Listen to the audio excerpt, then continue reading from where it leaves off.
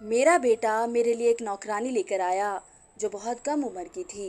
वह हर रोज़ अपने आप को एक बड़ी सी चादर ढक के रखती थी, लेकिन काम बहुत अच्छा करती थी। जब मेरी कमर में दर्द उठता तो वो मेरी इतनी अच्छी मालिश करती थी कि मुझे सुकून मिल जाता था। एक रात मेरा बेटा बोला, माँ मैं आपको सुबह डॉक्टर के पास लेकर जाना है, बहुत दिनों से आप अस्पताल नहीं गई है। तब मैंने बेटे को बताया, तेरी लाई हुई नौकरानी हर रात मेरी कमर की मालिश करके सोती है, जिससे मुझे बहुत ज़्यादा आराम मिलता है। यह सुनकर बेटे का रंग उड़ गया और वह भागता हुआ नौकरानी के पास गया और उसे घसीट कर लाया तो मेरी जान निकल गई, यह देखकर कि वह तो मेरा नाम मरियम है। मैं एक हाउसवाइफ हूँ और दो जवान बेटों की माँ भी। मेरा ताल्लुक गुजरात से है और मेरे पति का रहना उत्तर प्रदेश में था, लेकिन शादी के बाद हम दिल्ली में शिफ्ट हो गए थे क्योंकि मेरे पति की यहीं पर जॉब थी। हमने अपने दोनों बेटों को बहुत ही नाज नखरों से पाला था। मेरे पति का प्लान था कि अपने दोनों बेटों को बाहर के देशों में सेट करा देगा, मगर बड़ा बेटा मुझसे बहुत ज़्यादा प्यार करता था और मेरे बगैर नहीं रह सकता था, इसलिए उसने जाने से मना कर दिया और रह गया छोटा बेटा। वो तो वैसे भी मनमौजी था, अपनी मर्जी करता, इसलिए मेरे पति ही बाहर चले गए। पति ने कारोबार के सिलसिले में जाना था, उनका जाना ज़रूरी था। मैं और मेरा बड़ा बेटा घर पर ही रहते थे और छोटा बेटा आवारागर्दी करता रहता था। बड़ा बेटा घर से यूनिवर्सिटी चला जाता और शाम में अपने लिए कारोबार सेट करने की कोशिश करने लगा रहता। मुझे कहता था कि मम्मी जैसे ही मेरी तालीम पूरी होगी पापा मुझे बाहर बुलाना है, इसलिए मैं चाहता हूँ कि पहले ही यहाँ पर छोटा मोटा कारोबार शुरू कर लूँ ताकि मैं आपसे दूर ना हो सकूँ। मैं अपने बेटे की फर्माबरदारी और खुद से मोहब्बत देखकर खुश होती रहती थी। उन्हीं दिनों घर में अजीब सी हवा हो गई थी। बड़ा बेटा छोटे बेटे को समझाता तो आगे से लड़ना शुरू कर देता। उसे शुरू से ही ये लगता था कि मैं बड़े बेटे को उससे ज़्यादा प्यार करती हूँ, इसलिए वह उससे जलन महसूस करता था। आए रोज़ के झगड़ों से तंग आकर एक दिन मैंने उस पर हाथ उठा दिया तो वह मुझसे नाराज़ होकर घर छोड़कर चला गया। दो लोगों का काम ही कितना होता है, और वैसे भी मैंने शुरू से ही घर के काम खुद ही किए थे और कोई काम वाली नहीं रखी थी। मगर जब बेटा काम के सिलसिले में ज़्यादा बिजी हो गया तो कहने लगा कि माँ आप घर में नौकरी रख लीजिए। मैं हंसकर टाल देती थी कि अभी इतनी भी मेरी उम्र नहीं हुई है कि मैं घर में काम न कर सकूं। लेकिन एक दिन किचन में मेरा पैर फिसल गया तो मैं गिर गई। कमर में चोट आई थी और मैं घर के काम बिल्कुल भी नहीं कर पा रही थी। मुझे बहुत ज़्यादा फिक्र थी। एक दिन मेरा बेटा मेरे लिए एक नौकरानी लेकर आया जिसने बड़ी सी चादर में अपने आप को ढक रखा था। देखने की कोशिश की लेकिन उसके बावजूद उसका चेहरा नज़र नहीं आ सका। बॉडी से बहुत कम उम्र की लग रही थी। मेरा बेटा कहने लगा, माँ ये नौकर मेरे दोस्त के घर पर भी काम करती है, उसी ने मेरे कहने पर इसको यहाँ पर भेज दिया है, ये आज से घर के सारे काम संभाल लेगी। मैंने खुश होकर कहा, बहुत अच्छा किया तुमने इसे लाकर, मैं भी यही सोच रही थी कि कोई काम वाली रख लो। मेरा बेटा कहने लगा, माँ आप कोई अपना पर्सनल काम इससे मत लेना, ये नौकर लोग सर पर चढ़ जाते हैं, मैं आपके सारे काम खुद ही किया करूँगी और आप अस्पताल भी चेकअप के लिए लेकर जाया करूँगा। बल्कि आपके लिए मैंने नर्स रख ली है जो आपको एक्सरसाइज कराने आया करेगी। मैं अपने बेटे की इस मोहब्बत से बहुत ज़्यादा खुश हो गई थी। उसे कितनी फ़िक्र थी मेरी, जितनी मेरी बड़ा बेटा फ़िक्र करता था, और छोटे बेटे को इतनी फ़िक्र नहीं थी, बल्कि बिल्कुल भी फ़िक्र नहीं थी। मैं जब भी उसे फ़ोन करती हूँ उसका नंबर बंद ही आता था। कभी कभी उसकी वजह से मेरा दिल कटका रह जाता था। ऐसे में बड़ा बेटा अमन मुझे समझाता कि वह तो शुरू से ही मतलबी है, आप उसकी फ़िक्र मत किया करें, अपनी सेहत पर ध्यान दें। नौकरानी के आने से घर में रौनक आ गई थी। वह बहुत ज़्यादा फुर्तीली थी, भाग भाग कर सारे काम करती थी। मेरे बेटे ने मेरे लिए एक नर्स का इंतज़ाम किया था जो मुझे रोज़ एक्सरसाइज करने के लिए लेके जाती थी। एक दिन मेरी कमर में बहुत ज़्यादा दर्द था। उस दिन नर्स नहीं आई थी। मैंने बेटे को फ़ोन करके बुलाना चाहा लेकिन उसका नंबर भी बंद आ रहा था। दर्द के मारे मेरी आंखों में आंसू आ गए। तभी नौकरानी कमरे में चाय देने आई तो मेरी हालत देखकर कहने लगी, मैं आपकी कमर की मालिश कर देती हूँ। उसने इतनी अच्छी मालिश की थी, मुझे बहुत ज़्यादा सुकून मिला और बहुत टाइम बाद मैं अच्छी नींद सोई थी। नर्स के आने से सेहत पर ज़रा भी फ़र्क न पड़ा, लेकिन जैसे ही नाज़िया ने मेरी तबीयत को देखा तो बिल्कुल अच्छी हो गई। मालिश करने के बाद वो कहने लगी, मालकिन अपने बेटे को बिल्कुल मत बताना कि मैं आपकी मालिश कर रही हूँ। वरना वह बहुत ज़्यादा गुस्सा हो जाएंगे। मेरे बेटे को वैसे भी आजकल घर आने का वक्त बहुत कम मिला था।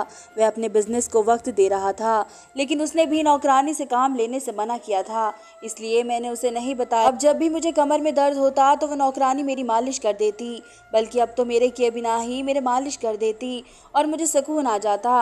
अस्पताल और दवाइयाँ खाने की भी ज़रूरत नहीं रही थी।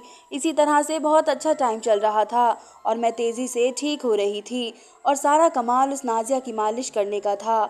छोटा बेटा बड़े दिनों से अभी तक घर पर नहीं आया था और मुझे उसकी बहुत ज़्यादा फिक्र हो रही थी कि उस दिन छोटा बेटा मिलने आ गया। मुझे बहुत ज़्यादा खुशी हुई जब उसने मेरा हाल चाल बहुत अच्छे से पूछा और जाते हुए कहने लगा कि भैया को मत बताना कि मैं यहाँ पर मिलने आया था। मैंने हैरानी से देखा, मगर क्यों? वो कहने लगा, अभी वजह नहीं बता सकता, मगर आप वादा करिए कि आप उसको नहीं बताओगी। पता नहीं उन दोनों भाइयों के बीच क्या मसला चल रहा था कि बड़ा बेटा भी उससे बात छुपाने के लिए कहता था और वह भी। ऐसा लग रहा था जैसे कि खामोश सी जंग चल रही हो दोनों के बीच। 2 दिन बाद बड़ा बेटा घर पर आया था। उस वक्त नाजिया मेरी मालिश कर रही थी। उसने अचानक से दरवाज़ा खोला तो वह नाजिया को देखकर हैरान रह गया था। तुम यहाँ पर क्या कर रही हो? इससे पहले कि मेरे मुंह से निकलता कि वह मेरी मालिश कर रही है, वह जल्दी से खड़ी हो गई और कहने लगी, साहब जी, मैं कुछ नहीं कर रही थी। बेगम साहिबा को कमर पर खारिश हो रही थी, इसलिए मैं खुजा रही थी। मैंने महसूस किया कि नाजिया की बात सुनकर उसके चेहरे पर आराम सा आ गया है। शुक्र है, मैं तो डर ही गया था कि कहीं इससे आप मालिश तो नहीं करा रहे हो। मैंने कहा, बेटा आखिर तुम्हें इस लड़की से क्या प्रॉब्लम है? अच्छा खासा काम करती है, हर वक्त काम करके देती है और एक कामचोर नर्स है जो एक दिन आती है एक दिन नहीं आती है, 2 दिन छुट्टी करती है। उसे रहने दो, उसे मत बुलाना। तो वह कहने लगा, माँ मुझे इस नौकरानी से क्या मसला होना है? मैं तो बस ये कहना चाहती हूँ कि नौकरानी इतनी अच्छी मालिश नहीं कर सकती जितनी अच्छी नर्स कर सकती है। मैं बेटे की फिक्र पर मुस्कुरा गई। मैं और चाहती थी कि एक बार अच्छे से ठीक हो जाऊँ तो ही बेटे को सरप्राइज़ दूँ। कुछ दिनों में ही चलने फिरने लग गई थी। नाजिया रोज़ रात को पूरा 1 घंटा मेरी मालिश करती थी और एक्सरसाइज भी कराती थी। एक प्रॉब्लम थी कि वह हर वक्त अपना चेहरा क्यों छुपा कर रखी थी। उसके चेहरे को आखिर ऐसा क्या हुआ है? एक दिन तो मैंने उससे पूछ ही लिया कि नाजिया, पर्दा तो गैर मर्द से किया जाता है, तुम मेरे सामने तो अपना चेहरा दिखा सकती हो। वह घबरा गई और कहने लगी, मेरा चेहरा देखने के काबिल नहीं है बेगम साहिबा, आप नहीं देख पाओगी। उसके बाद से मैंने अंदाज़ा लगाया कि बेचारी के साथ कुछ हादसा हो गया होगा और चेहरा जल गया होगा। उस दिन के बाद से मैंने उसे चेहरा दिखाने के लिए नहीं कहा। अगले दिन मेरा छोटा बेटा मुझसे मिलने के लिए आया। जब वह जाने लगा तो मैंने कहा, तुम यहाँ पर क्यों नहीं आ जाते? अब बस कर दो, ख़त्म कर दो ये नाराज़गी। कहने लगा, अच्छा मैं सोच कर बताऊंगा। मैं उसे नीचे तक छोड़ने नहीं जा सकती तो खिड़की के पास आकर खड़ी हो गई ताकि उसे जाता हुआ देखूं। लेकिन ये क्या था? मेरा छोटा बेटा जाते हुए उसने नौकरानी से बात की और उसको कुछ चीज़ भी हाथ में दी थी। इतनी दूर से मुझे कुछ नज़र नहीं आया कि उसने नाजिया को क्या दिया है। उसके जाने के बाद मैंने नाजिया को बुलाया और पूछा, मेरा बेटा तुमसे क्या बात कर रहा था और उसने तुम्हें क्या दिया है? वह कहने लगी, वह मुझे आपका ख्याल रखने के लिए कह रहे थे और जाते हुए कुछ पैसे दिए हैं ताकि मैं दिल से आपकी खिदमत कर सकूं। पता नहीं क्यों मुझे उसकी बात पर यकीन नहीं हो रहा था। दिल गवाही दे रहा था कि बात कुछ और है। सारी रात मैं बेचैन होकर सोती रही। फिर खुद को तसल्ली दी कि उसने जो कुछ कहा है उसके अलावा और क्या बात हो सकती है। बेटे को मेरी फिक्र होगी, इसलिए उसने नाजिया से ख्याल रखने के लिए कहा होगा। अगले दिन बड़ा बेटा घर पर आया तो मेरे कमरे में आकर कहने लगा, आप सुबह तैयार हो जाइए, मैं आपको अस्पताल लेकर चलता हूँ। बड़े दिनों से आपका चेकअप नहीं हुआ था। मैं नाजिया के तेल की मालिश करने की वजह से मेरी कमर का दर्द ख़त्म हो चुका था। इसी वजह से मेरे मुंह से अचानक निकल गया, बेटा कमर का दर्द तो कब का ख़त्म हो गया है। तेरी लाई हुई नौकरानी मेरी कमर की रोज़ ऐसी मालिश करती है कि मैं तो बिल्कुल ठीक हो गई हूँ, उठकर चल फिर भी सकती हूँ। वे बोलने के बाद मुझे एहसास हुआ कि उसे नहीं बताना चाहिए था, क्योंकि उस सुनते ही बेटे के चेहरे की रंगत ही बदल गई। कहने लगा कि आपने क्या किया? मैंने आपको मना किया था ना कि ऐसे नौकरानी के ऊपर भरोसा नहीं करना है। मैं अभी पूछता हूँ। वह गुस्से से कमरे से बाहर निकल गया। मैं पछताने लगी कि मैंने क्यों बताया उसे। अब पता नहीं नाजिया के साथ क्या होगा। मेरा बेटा उसे घसीटते हुए कमरे में ले आया और कहने लगा कि बताओ, तुम्हें किसने यहाँ पर भेजा है? किसकी साजिश है कि यहाँ पर तुम आई हो? मैंने घबरा कर, बेटा ये क्या कह रहे हो, ये किसकी साजिश होगी? कहने लगा, ये तो उसके चेहरे से नकाब हटाकर ही मालूम हो जाएगा कि कौन है ये। मेरे बेटे ने एकदम से उसके चेहरे से नकाब खींच कर उतार दिया। उसका चेहरा देखते ही मेरी जान निकल गई थी। वह तो मेरा ही खून थी, मेरी बहन की बेटी और मेरी सगी भतीजी बुशरा। मैं उसे देखकर दंग रह गई। तुम यहाँ? मेरा बेटा भी चौंक गया। कहने लगा, माँ देखा आपने, आपकी बहन आपके साथ साजिश कर रही है। अपनी बेटी को यहाँ पर भेज दिया कि जाकर आपको अपाहिज कर दे, बदला लेने के लिए। थोड़े टाइम पहले बहन ने बुशरा का रिश्ता बड़े बेटे के लिए मांगा था, लेकिन मैंने इनकार कर दिया था क्योंकि मेरा बेटा नहीं चाहता था। वो रोने लगी और मेरे कदमों में बैठ गई। खाला, ऐसी कोई बात नहीं है। मैं यहाँ बाबा के कहने पर नहीं आई हूँ, बल्कि हैदर के कहने पर यहाँ पर आई हूँ। छोटे बेटे का नाम लिया तब तो मैं सोच में चली गई थी कि उससे मेरा बड़ा बेटा लाया था। नौकरानी की वजह से और भेजा छोटे बेटे ने है। ये क्या चक्कर चल रहा है? मेरा बड़ा बेटा अमन भी देखकर हैरान रह गया था कि उसे हैदर ने भेजा है। कहने लगा, अब तो आपको यकीन हो गया है ना, ये सब क्या हो रहा है? ये सब आपकी प्रॉपर्टी के लिए आपस में मिले हुए हैं, जो राना की तरफ से आपको मिलने वाली है। आपकी बहन और आपका बेटा आपके साथ मिलकर साजिश कर रहे हैं। बुशरा भी गुस्से से खड़ी हो गई। आप कर रहे हैं अपनी माँ को बीमार, करना चाहते हैं ताकि उनके हिस्से की सारी दौलत आप हथिया लो। दोनों लड़ने लगे और एक दूसरे पर इल्ज़ाम लगाने लगे। मैंने चिल्लाकर कहा, बस करो तुम दोनों, मेरे कमरे से बाहर जाओ, मेरे सर में दर्द होने लग गया है। बेटा कहने लगा, मैं रुक जाता हूँ, आपका सर दबाता हूँ। माँ, मगर मैंने उसे भी वहाँ से जाने का कहकर कमरा अंदर से बंद कर दिया था। असल बात ये थी कि हम दो ही बहनें थी, बाबा की सारी जायदाद की मालिक। दादा ने पाकिस्तान रहने के बाद उन्हीं वक्त में लाहौर में एक प्रॉपर्टी ली थी, जिसे बाद में ऐसे ही छोड़कर हम यहाँ पर आ गए थे। दादा की भी एक ही औलाद थी और मेरे बाबा और उनकी सारी प्रॉपर्टी बाबा की थी। उसको बहुत बार बेचने की कोशिश की, लेकिन वह हर बार रुक जाते थे। हम दोनों की शादी होगी, औलाद जवान हो गई है, माँ और बाबा की डेथ हो गई और उस प्लॉट को हम भूल चुके थे। 2 महीने पहले पता चला कि जिस जगह पर प्लॉट है वहाँ पर बहुत बड़ा मॉल बनने वाला है और वे चाहते हैं कि हम अपनी जगह बेच दें। उसकी कीमत 4 करोड़ लगी थी। एक की बजाय 2 प्लॉट लिए हुए थे, यानी 10 करोड़ की रकम हमें मिलने वाली थी। हम 2 ही बहनें थी तो सारी रकम हमें ही मिलती। मुझे अब समझ में नहीं आ रहा था कि मेरी बीमारी का इन सब से क्या चक्कर है। बड़ा बेटा अभी बहुत ज़्यादा ख्याल रखे हुए था। छोटा बेटा भी अगर लापरवाही कर जाता था, लेकिन उसके प्यार पर शक नहीं कर सकती थी। और वैसे भी मेरे हिस्से की रकम मेरे दोनों बेटों में ही बराबर बढ़ती। इससे भला मेरे बेटे का क्या फ़ायदा हो सकता था? मगर फिर बुशरा यहाँ पर क्यों आई? मेरी खिदमत करने वो बिना नकाब के भी आ सकती थी, और नौकरानी का भेष लेकर आने की क्या ज़रूरत है? ये सब बातें मुझे टेंशन में डाल रही थी और मुझे कुछ भी समझ में नहीं आ रहा था क्या गलत है क्या सही है। मैंने सब कुछ टाइम के ऊपर छोड़ दिया था और सोच लिया था कि जो होगा देखा जाएगा।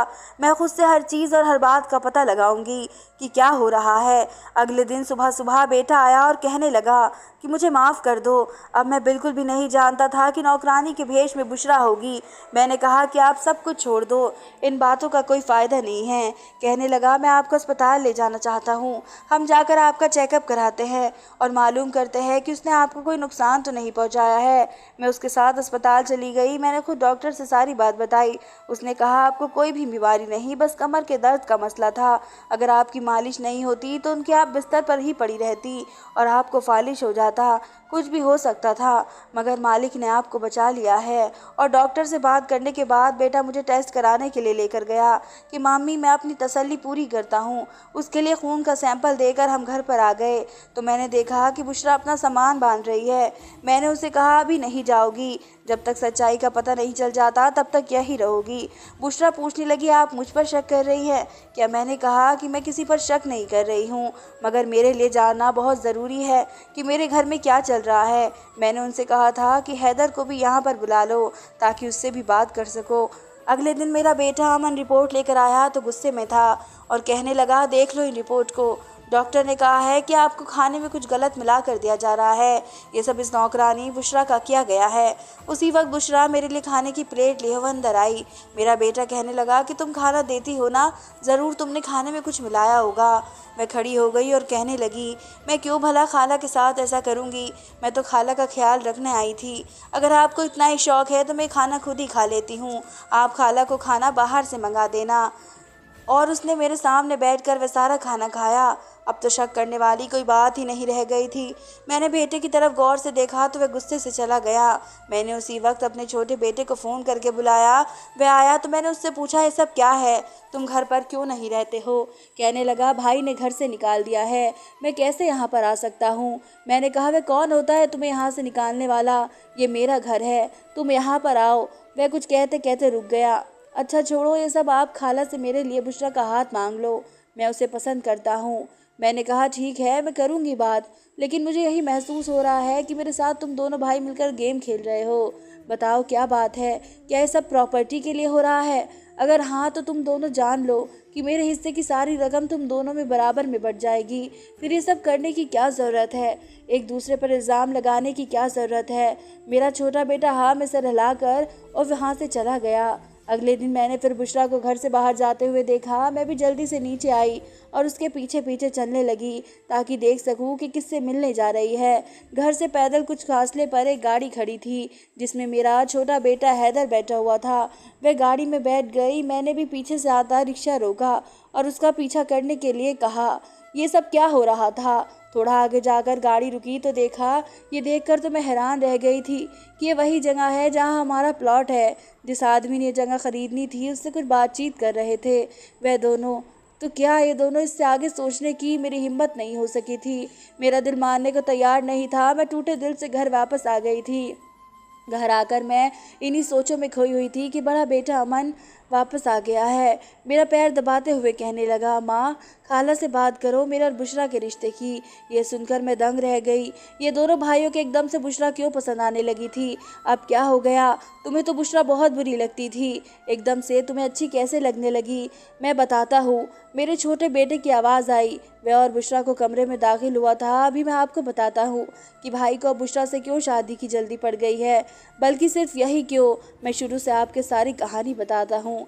ये कहानी तब शुरू होती है जब भाई ने यूनिवर्सिटी में गलत लोगों के साथ रहने लगे थे, गलत दोस्ती और गैर कानूनी काम करते थे। पढ़ाई तो एक मामूली सी बात थी, इसमें यूनिवर्सिटी में एक लड़की को पसंद कर लिया था। वह उसे पागल बना रही थी और दोनों हाथों से लूट रही थी।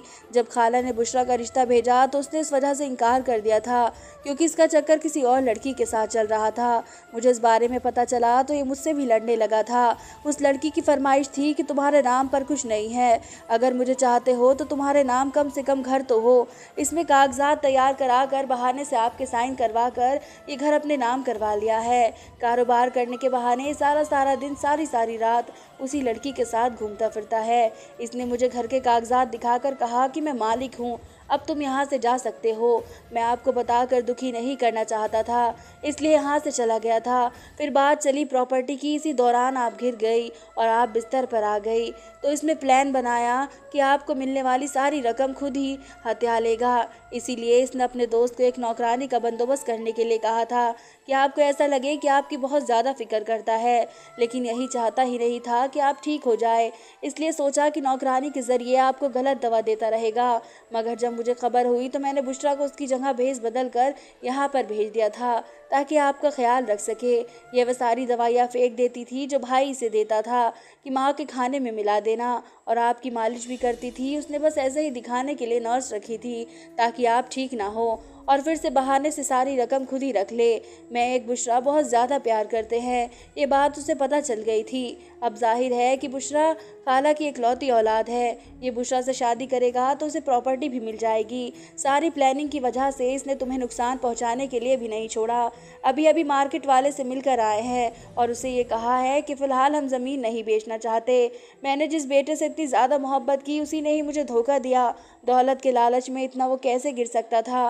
मैंने बुशरा की शादी हैदर से करा दी और बड़े बेटे को उन लोगों से बचाने के लिए उसके बाप के पास बाहर भिजवा दिया। 3 साल बाद घर पर आया तो सब कुछ ठीक हो चुका था। उसने सबसे माफ़ी मांगी और घर के कागजात भी मुझे वापस कर दिए।